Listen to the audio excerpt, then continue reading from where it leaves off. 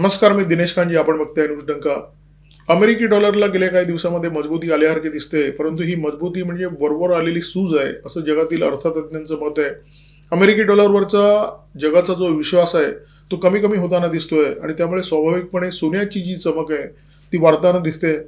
जगभरातील देशांमध्ये सोनं ताब्यात घेण्यासाठी स्पर्धा सुरू आहे. युरोपामध्ये सुद्धा वेगळं चित्र नाहीये. युरोपची अर्थव्यवस्था डळमळायला लागलेली आहे. युरोपचं चलन युरो कमकुवत होत चाललेलं आहे. युरोपातील देशांवर कर्जाचा बोजा वाढतोय. इटालीची परिस्थिती सुद्धा अत्यंत नाजूक झालेली आहे. अशा परिस्थितीमध्ये युरोपच्या सेंट्रल बँकेची नजर इटालीच्या सोन्याकडे गेलेली आहे. परंतु इटालीच्या पंतप्रधान जॉर्जिया मेलोनी यांनी ठणकावून सांगितलेलं आहे की इटालीचं सोनं हे इटालीच्या जनतेचं सोनं आहे. त्याला कोणत्याही परिस्थितीमध्ये हात लावू दिला जाणार नाही.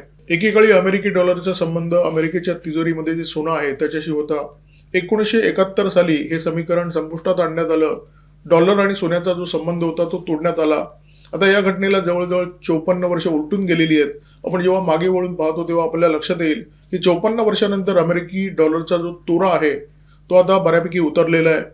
युरोची परिस्थिती सुद्धा वेगळी नाहीये. युरो सुद्धा कमकुवत होत चाललेला आहे आणि त्यामुळे पूर्वीप्रमाणे चलनाला सोन्याचा टेकू देण्याचा प्रयत्न सुरू आहे.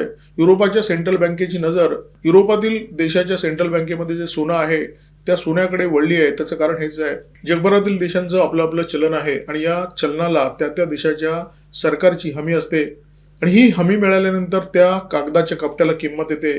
मग ती 100 रुपयाची नोट असेल तर त्याची किंमत 100 होते. 500 रुपयाची नोट असेल तर त्याची किंमत 500 रुपये इतकी होते. सोन्याला अशा प्रकारची कोणतीही हमी नाहीये, कारण सोन्याला हमीची गरज नाही. सोनं असणं ही सगळ्यात मोठी हमी आहे. त्यामुळे जगभरातील जे बडे देश आहेत त्यांनी आपल्या तिजोरीमध्ये खच्चून सोनं भरून ठेवलेलं आहे. जगभरातील सगळ्यात जास्त सोनं असलेला देश म्हणजे अमेरिका. या देशाच्या तिजोरीमध्ये 8,133 टन सोनं आहे. त्याच्या पाठोपाठ जर्मनीचा नंबर. जर्मनीच्या तिजोरीमध्ये 3,350 टन सोनं आहे आणि तिसरा क्रमांक आहे इटालीचा. इटालीच्या तिजोरीमध्ये 2,451 टन सोनं आहे. अमेरिकेवर कर्जाचा बोजा प्रचंड वाढत चाललेला आहे. सुमारे 38 ट्रिलियनचं कर्ज अमेरिकेच्या सरकारवर आहे आणि या कर्जाच्या बोजाखाली अमेरिकेची अर्थव्यवस्था घुसमटायला लागलेली आहे आणि ही घुसमट थांबवण्यासाठी अमेरिकेच्या अर्थव्यवस्थेला चांगले दिवस यावे म्हणून अमेरिकी सरकार डॉलर नावाचे कागदाचे कपटे छापत चाललेली आहे आणि त्याच्यामुळे अमेरिकेचं जे अर्थकारण आहे ते अधिकाधिक गर्तेत चाललेलं आहे. वरकरणी जेव्हा आपण पाहतो तेव्हा आपल्याला दिसतं की अमेरिकी डॉलर मजबूत होतोय. अमेरिकेचा शेअर बाजार सुद्धा तेजीत आहे आणि सोनं सुद्धा तेजीत आहे. जेव्हा शेअर बाजार तेजीत असतो तेव्हा सोनं तेजीत नसतं. जेव्हा सोनं तेजीत असतं तेव्हा शेअर बाजार तेजीत नसतो. परंतु अमेरिकेमध्ये मात्र वेगळ्या प्रकारचं चित्र आहे. सोनं सुद्धा तेजीत आहे आणि शेअर बाजार सुद्धा तेजीत आहे. जगातल्या अर्थतज्ञांना हे पुरेपूर माहिती आहे की अमेरिकेच्या अर्थकारणामध्ये हे जे चांगलं दिसतंय, चकाकताना दिसतंय, ती निव्वळ सूज आहे. अमेरिकेचं जे अर्थकारण आहे ते गर्तेच्या दिशेने अत्यंत वेगाने जात आहे आणि अर्थकारणाचा हा जो फुगा आहे, फुगवलेला फुगा, तो कधीतरी फुटणार आणि अमेरिकेचं अर्थकारण रसातळाला जाणार हे सगळ्यांना माहिती आहे. रॉबर्ट कियोसाकीने तर तसा जाहीर इशारा अनेक वेळा दिलेला आहे आणि जेव्हा अमेरिकेचं अर्थकारण रसातळाला जाईल तेव्हा जगाच्या अर्थव्यवस्थेमध्ये भूकंप येणार. जगाच्या अनेक देशांना याची झळ बसणार. ही बाब निर्विवाद आहे. जी परिस्थिती अमेरिकेची तीच युरोपातील देशांची झालेली आहे. तिथली अर्थव्यवस्था सुद्धा डळमळायला लागलेली आहे. युरोपावर मंदीचं सावट स्पष्टपणे जाणवत आहे आणि या चिंतेमुळे युरोपातील नेत्यांची झोप उडालेली आहे. इटालीवर सर्वाधिक कर्ज आहे. इटालीमध्ये जर GDP 100 असेल तर इटालीच्या कर्जाचं प्रमाण 140 आहे. हे देश संकटात आहेत आणि जेव्हा देश संकटात असतात, एखादी व्यक्ती संकटात असते, एखादं घर संकटात असतं, तेव्हा सांपत्तिक परिस्थिती सुधारण्यासाठी त्यांना आठवण येते सोन्याची. त्यामुळे हे सगळे देश सोनं कवटाळून बसलेले आहेत आणि युरोपाची जी सेंट्रल बँक आहे त्या सेंट्रल बँकेचं लक्ष या देशांच्या खजिन्यामध्ये असलेल्या सोन्याकडे वळलेलं आहे. युरोपातील विविध देशांच्या सेंट्रल बँकेमध्ये जे काही सोनं आहे त्याच्याबद्दल युरोपियन सेंट्रल बँकेने जे काही म्हटलेलं आहे त्याच्यातून हा वाद निर्माण झालेला आहे. त्या सेंट्रल बँकेचं असं म्हणणं आहे की युरोपियन देशाच्या केंद्रीय बँकांमध्ये जे सोनं आहे तो युरोपियन संघाच्या बॅलन्स शीटचा एक भाग आहे. आपल्याला माहिती आहे की जेव्हा बॅलन्स शीट मांडली जाते तेव्हा त्याची एक बाजू असते ॲसेट आणि दुसरी बाजू असते लायबिलिटी. सोनं तुमच्या देशांच्या बँकेमध्ये आहे, ते तुमचं आहे, परंतु ते आम्ही आमच्या बॅलन्स शीटमध्ये आमच्या ॲसेटच्या साईडला मांडतो असं सेंट्रल बँकेने म्हटलेलं आहे. सेंट्रल बँकेचं हे जे विधान आहे, ही जी भूमिका आहे, त्याचा अर्थ असा अजिबात नाहीये की तुम्ही तुमच्या बँकांमध्ये जे सोनं आहे ते विका किंवा गहाण ठेवा, असं अजिबात म्हटलेलं नाहीये. या सोन्याचं नियंत्रण सुद्धा युरोपियन सेंट्रल बँकेने मागितलेलं नाहीये. परंतु हे विधान स्पष्ट करून जातं की युरोपियन सेंट्रल बँकेचं जे लक्ष आहे ते युरोपियन देशाच्या केंद्रीय बँकांमध्ये जे सोनं आहे तिकडे वळलेलं आहे. एखाद्या देशाची अर्थव्यवस्था कमकुवत होते म्हणजे नेमकं काय होतं? बॉन्डच्या माध्यमातून देशाचं सरकार जनतेकडून पैसे घेत असतं, वित्तीय संस्थांकडून पैसे घेत असतं, म्हणजे पैसा उभा करण्याचं काम करत असतं. बॉन्डवर जनतेला, वित्तीय संस्थांना व्याज देण्यात येत असतं. परंतु एक परिस्थिती अशी असते की कर्जाचा बोजा अफाट वाढलेला आहे आणि व्याज द्यायला सरकारकडे पैसे नाहीत. अशा परिस्थितीमध्ये काय होतं? बॉन्ड मार्केट भुईसपाट होतं. म्हणजे लोक सरकारकडे जे पैसे गुंतवलेले आहेत ते काढून घ्यायला लागतात आणि हे पैसे देण्याची क्षमता त्या देशाच्या सरकारकडे नसते. अशा प्रकारची परिस्थिती जर इटालीमध्ये निर्माण झाली तर इटालीच्या अर्थव्यवस्थेला सोन्याचा टेकू असावा अशी सेंट्रल बँकेची अपेक्षा आहे. सेंट्रल बँकेने जे म्हटलंय की तुमचं सोनं हा आमच्या बॅलन्स शीटचा भाग आहे, त्याचा अर्थ हाच आहे. इटालीवर भविष्यामध्ये अशा प्रकारची जर परिस्थिती आली तर सोन्याचा वापर केला जावा अशा प्रकारची भूमिका सेंट्रल बँकेने मांडलेली आहे. आणि अशी जेव्हा वेळ येईल तेव्हा इटलीची जी संसद आहे त्या संसदेने याच्यामध्ये कोणत्याही प्रकारे मोडता घालू नये अशी सेंट्रल बँकेची अपेक्षा आहे. आणि त्या अपेक्षेवर पंतप्रधान जॉर्जिया मेलोनी यांनी पाणी उठलेलं आहे. त्यांनी स्पष्टपणे सांगितलेलं आहे की कोणत्याही परिस्थितीमध्ये इटलीचं जे सोनं आहे त्याला आम्ही हात लावू देणार नाही, कारण हे सोनं इटलीच्या जनतेचं आहे. जगातील देशांचं स्वतंत्र अर्थकारण जरी असलं तरी हे अर्थकारण आपसामध्ये गुंतलेलं आहे. एकेकाळी जगातील सगळे देश अमेरिकी बॉन्डमध्ये खूप मोठ्या प्रमाणामध्ये गुंतवणूक करायचे. त्याची दोन महत्वाची कारणं होती. एक तर या बॉन्डमध्ये गुंतवणूक करणं सुरक्षित होतं, दुसरं या बॉन्डमध्ये गुंतवणूक केल्यानंतर चांगला परतावा मिळत होता. परंतु आता परिस्थिती बदलली, आता चित्र बदललं आहे. अमेरिकेची अर्थव्यवस्था डळमळायला लागलेली आहे आणि हे लक्षात घेऊन जगातील देशांनी ही गुंतवणूक कमी करण्याचं धोरण स्वीकारलेलं आहे. एका ऑक्टोबर महिन्यामध्ये भारताने 29 अब्ज डॉलरचे अमेरिकी बॉन्ड विकले आणि हा आकडा किती मोठा आहे हे लक्षात घेण्यासाठी मी तुम्हाला सप्टेंबरचा आकडा सांगतो. सप्टेंबरमध्ये भारताने बॉन्डची जी विक्री केली तो आकडा होता 8 अब्ज डॉलर. म्हणजे सप्टेंबरच्या तुलनेमध्ये ऑक्टोबरमध्ये भारताने अमेरिकी बॉन्डची तिपटीपेक्षा जास्त विक्री केलेली आहे. जगातील देश अमेरिकेच्या बॉन्डची विक्री करून जो पैसा येतो त्या पैशाचं काय करतात? त्या पैशाचा दोन प्रकारे वापर केला जातो. एक तर आपलं चलन स्थिर करण्यासाठी, म्हणजे आपला जो रुपया होता तो प्रचंड घसरत चालला होता, त्यामुळे बॉन्डची विक्री करून डॉलर फुंकले आणि रुपयाची जी किंमत होती ती आपण स्थिर करण्याचा प्रयत्न केला. आणि दुसरं महत्वाचं कारण, या बॉन्डची विक्री करून जो पैसा मिळतो त्यातला काही भाग किंबहुना बराच मोठा भाग सोनं विकत घेण्यासाठी केंद्रीय बँका खर्च करतायत. भारत सुद्धा तेच करतोय आणि त्याच्यामुळे या वर्षी आपला जो सोन्याचा साठा होता तो प्रचंड वाढला. आज आपल्याकडे 880 मेट्रिक टन सोनं आहे. आपण आपला सोन्याचा साठा वाढवत चाललेलो आहे. परंतु फक्त भारतच नाहीये. चीन आक्रमकपणे सोनं विकत घेतोय, रशिया आक्रमकपणे सोनं विकत घेतोय. सोनं हे जागतिक अर्थकारणाच्या केंद्रस्थानी पुन्हा एकदा आलेलं आहे. ब्रिक्स देशांकडे, जगातील केंद्रीय बँकांकडे जे एकूण सोनं आहे त्या सोन्यापैकी 50% वाटा फक्त ब्रिक्स देशांचा आहे.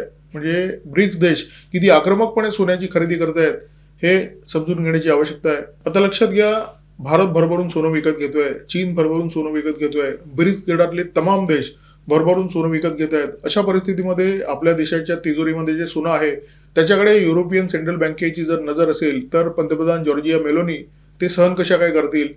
आणि एक गोष्ट स्पष्ट आहे, जेव्हा अर्थकारणाला घरघर लागेल तेव्हा चलन नावाच्या कागदाच्या कपड्यांना काही अर्थ होणार नाहीये आणि तेव्हा खरी संपत्ती असेल सोनं, आणि हे सोनंच आपल्या देशाच्या अर्थव्यवस्थेला तारू शकेल हे जगातल्या प्रत्येक देशाच्या नेत्याला कळलेलं आहे. आणि त्याच्यामुळे सोनं टिकवण्यासाठी, सोनं वाढवण्यासाठी प्रत्येक देश प्रयत्न करताना दिसतोय, मेहनत घेताना दिसतोय.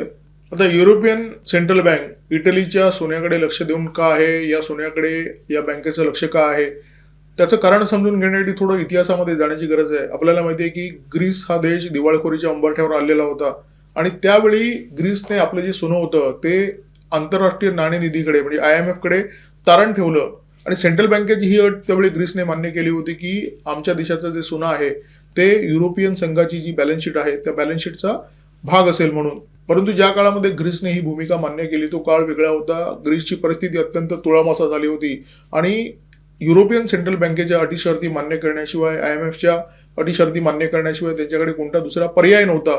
आणि दुसरा आणि सगळ्यात महत्वाचा विषय म्हणजे ग्रीसकडे असं सोनं किती होतं? ग्रीसकडे फक्त 114 टनच्या आसपास सोनं होतं. त्या तुलनेमध्ये इटालीकडे जे सोनं आहे ते किती प्रचंड आहे लक्षात घ्या. म्हणजे ग्रीसच्या तुलनेने अनेक पटीने सोनं इटालीकडे आहे, 2451 टन.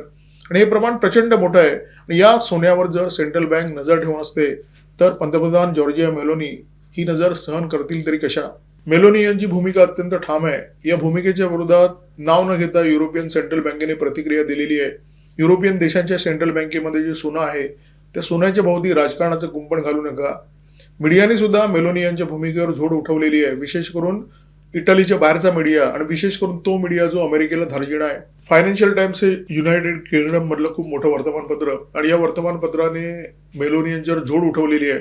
असं म्हटलंय की मेलोनी देशांतर्गत राजकारणामध्ये सोन्याचा वापर शस्त्रासारखा करतायत. भविष्यामध्ये इटलीला जर आर्थिक मदतीची गरज पडली तर युरोपियन सेंट्रल बँकेकडून त्यांना मदत मिळण्याची शक्यता कमी आहे. ब्लूमबर्गने म्हटलंय की मेलोनी युरोपियन सेंट्रल बँकेच्या संयमाचा अंत पाहत आहेत. आंतरराष्ट्रीय रेटिंग एजन्सी मूडीने सुद्धा मेलोनी यांच्या भूमिकेबद्दल नापसंती व्यक्त केलेली आहे. युरोपियन सेंट्रल बँक आणि मेलोनी यांच्यामध्ये जो संघर्ष आहे त्याचे परिणाम काय होतील? भविष्यामध्ये इटलीला देण्यात येणारी मदत रोखली जाण्याची शक्यता नाहीये, कारण इटली हा युरोपियन संघातील अत्यंत महत्वाचा असा देश आहे, प्रबळ असा देश आहे. ही मदत दिली जाईल, परंतु प्राधान्यक्रमाने दिली जाणार नाहीये आणि मदत देताना बऱ्याचशा अटी शर्ती लादल्या जातील अशा प्रकारची शक्यता आहे. युरोपियन सेंट्रल बँक आणि मेलोनी यांचे खटके जरी उडाले असले तरी इटलीमध्ये मेलोनी यांची लोकप्रियता प्रचंड वाढते आहे. त्यांना लोकांचं समर्थन वाढतंय. लोकांना असं वाटतंय की अरे वा, आपल्या देशाचं सोनं होतं, या बाईच्या खंबीरपणामुळे ते सोनं आपल्या देशातच राहणार आहे. एक सवाल मात्र शिल्लक राहतोच की या आर्थिक संकटातून मेलोनी इटलीची सुटका कशी काय करून घेणार? सोन्याचा वापर आर्थिक संकटातून सुटका करून घेण्यासाठी एक उपयुक्त साधन म्हणून केला जातो. अनेक लोक जेव्हा आर्थिक अडचणीत असतात तेव्हा सोनं विकतात, सोनं गहाण ठेवतात. देश सुद्धा त्याला अपवाद नाहीये. सगळ्याचं सोंग आणता येतं, परंतु पैशाचं सोंग कधी आणता येत नाही. 1991 मध्ये भारतावर सुद्धा ही परिस्थिती आली होती. भारताकडे फक्त 15 दिवस उरेल एवढा परकीय चलनाचा साठा होता, कारण तेल संकट आलं होतं. तेलाचे भाव प्रचंड कडाडले होते. भारताची परिस्थिती अत्यंत वाईट झाली होती.